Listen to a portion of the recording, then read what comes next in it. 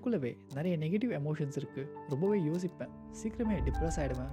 So அதனால் என்னையே நான் கவனிக்க ஆரம்பித்தேன். நாள் பூரா என்ன செய்கிறேன்னு, எதெல்லாம் என்னை அஃபெக்ட் பண்ணுதுன்னு. ஸோ இதுக்காக நான் சில விஷயங்களை இம்ப்ளிமெண்ட் பண்ணேன். இதை இம்ப்ளிமெண்ட் பண்ணதுக்கு அப்புறம் சந்தோஷமாகவும் உற்சாகமாகவும் உணர முடிஞ்சது.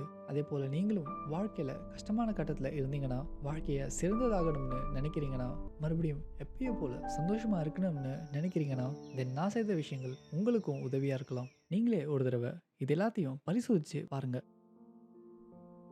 Going out for walk. So முதல்ல ரொம்பவே சிம்பிளான ஒரு விஷயம். ஒவ்வொரு நாளும் காலையில் எந்திரிச்சு வீட்டுக்கு வெளியே போய் சூரிய ஒளி உடம்புலையும் முகத்திலையும் பட்டு காற்றை சுவாசிக்கும் போது ஒரு புதிய உணர்வு எனக்குள்ளவே தோணுது. என்னாலையும் எதுவும் சாதிக்க முடியும்னு. அதுவே ஒரு அடி மேலே கொண்டு போய் வாழ்க்கையில் ரொம்ப நாளாக பண்ணாத ஒரு விஷயம். என்னுடைய ஷூவை போட்டுக்கிட்டு வண்டியை எடுத்துக்கிட்டு பக்கத்தில் இருக்கிற கிரவுண்டுக்கு போய் வாக்கிங் பண்ணலாம்னு முடிவு செஞ்சேன். மற்றவங்களுக்கு வேணாம் இது ஒரு சிம்பிளான ஒரு விஷயமா இருக்கலாம், ஆனால் எனக்கு it was a game changer. Walking பண்ணுறதுனால பாசிட்டிவ் அண்ட் நெகட்டிவ் எமோஷன்ஸ்களை தெரிஞ்சுக்க முடியுது. மனசுலையும் உடம்புலையும் ஏதோ ஒரு மாற்றம் தெரியுது. இந்த ஒரு நேரத்தில் தான் எனக்கு ஞாபகம் வருது, மொபைல் பயன்படுத்தாமல் அந்த ஒரு மூமெண்ட்டில் தான் இருக்கிறேன்னு. அண்ட் இன்னைக்கு என்னென்ன வேலைகளெல்லாம் செஞ்சு முடிக்கலான்னு யோசிக்கிறேன். இந்த மாதிரி பாசிட்டிவான விஷயங்கள் எனக்குள்ள தோண ஆரம்பிச்சது. அதுவே காலையில் எழுந்திரிச்சு வீட்டுக்கு வெளியே போகாமல் இருந்தால், இந்த மாதிரி வாக்கிங் பண்ணாமல் இருந்தால், வீட்டுக்குள்ளவே மொபைல் பயன்படுத்திக்கிட்டு இருந்திருப்போம். பாசிட்டிவான யோசனைகள் வந்திருக்குமான்னு கேட்டால் அது சந்தேகம் தான். அதனால் காலையில் எழுந்ததும் உங்கள் ஃபோன்கிட்ட போகாமல் யார் லைக் பண்ணாங்க இல்லை யார் மெசேஜ் பண்ணாங்கன்னு செக் பண்ணாமல் அதுக்கு பதிலாக வெளியே போய் வாக் பண்ணுங்கள். சூரிய ஒளியை பாருங்கள், சுற்றி இருக்கிற பறவைகளையும் மரங்களையும் பார்த்து ரசியுங்க. உங்களுடைய வாழ்க்கையில் இதை நீங்கள் ரிக்ரெட்டே பண்ண மாட்டீங்க.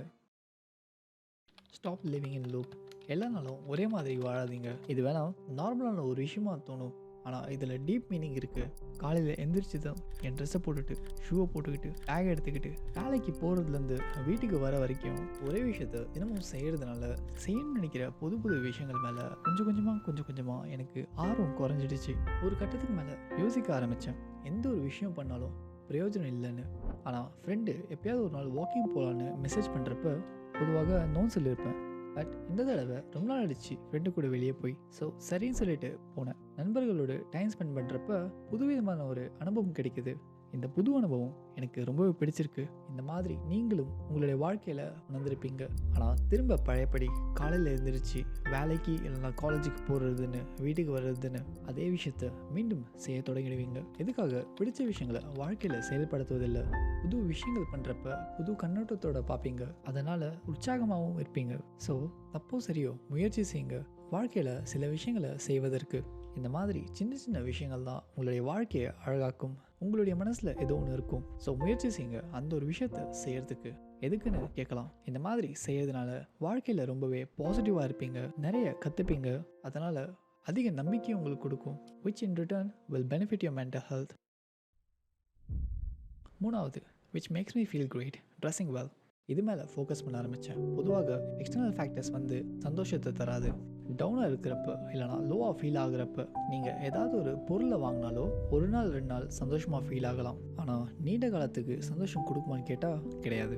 Dressing is not same as buying a new things. எனக்கு தெரிஞ்சு எல்லாருக்கும் இது தெரியும்னு நினைக்கிறேன். நல்லா ட்ரெஸ் பண்ணுறது, ஹேரை நல்லா மெயின்டைன் பண்ணுறது, ட்ரிம் பண்ணுறதுன்னு இந்த மாதிரி ப்ரொஃபஷ்னலாக மெயின்டைன் பண்ணுறப்ப உங்களையே இந்த உலகத்துக்கு ப்ரெசென்ட் பண்ணுறப்ப சப்கான்ஷியஸாகவே உங்களுடைய கான்ஃபிடென்ஸும் அதிகரிக்கும். நம்பிக்கையான ஒருவராக பார்க்கப்படுவீங்க. It will also improve your mood. அதனால் செய்யக்கூடிய வேலையில் ஃபோக்கஸ் பண்ண ஹெல்ப் பண்ணும். அண்ட் ஏதாவது ஒரு விஷயத்த சொல்ல வந்தீங்கன்னா people will listen to you, will take you seriously. எதுக்காக இதெல்லாமே பண்ணணும்னு கேட்கலாம். இது பண்ணுறதுனால என்ன யூஸ்ன்னு கேட்கலாம்.